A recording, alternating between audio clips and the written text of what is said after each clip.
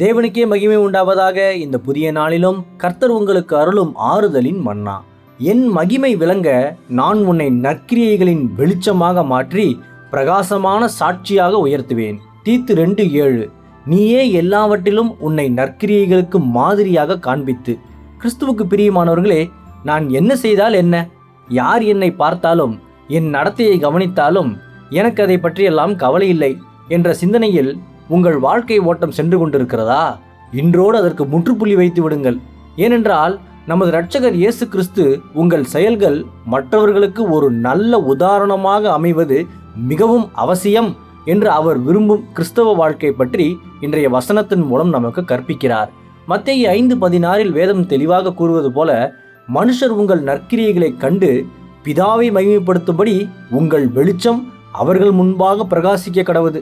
கர்த்தராகிய தேவன் உங்கள் வாழ்வில் கொடுத்த கிருபைகளை கொண்டு நீங்கள் அநேகருக்கு நம்பிக்கையூட்டும் வெளிச்சமாகவும் நற்கிரியைகளின் சிறந்த முன்மாதிரியாகவும் எப்பொழுதும் திகழ பிரயாசப்படுங்கள்.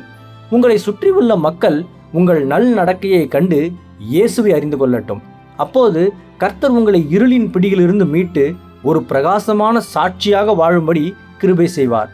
கர்த்தர் தாமே உங்களை தமது நாம மகிமை விளங்க உங்களை நற்கிரியைகளின் வெளிச்சமாக மாற்றி பிரகாசமான சாட்சியாக உயர்த்துவாராக. ஆமேன். அல்லேலுயா. ஜெபிப்போம். என் அன்புள்ள பரிசுத்த பரலோக பிதாவே, இந்த புதிய நாளுக்காக உமக்கு ஸ்தோத்திரம். நற்கிரியைகளின் முன்மாதிரியே, இன்று முதல் என்னை நற்கிரியைகளின் வெளிச்சமாக மாற்றி பிரகாசமான சாட்சியாக உயர்த்தி உமது திருநாமத்தை மகிமைப்படுத்திக் கொள்ளும்.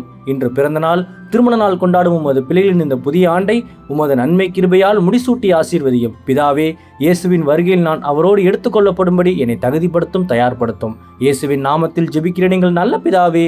ஆமேன். மாரநாதா.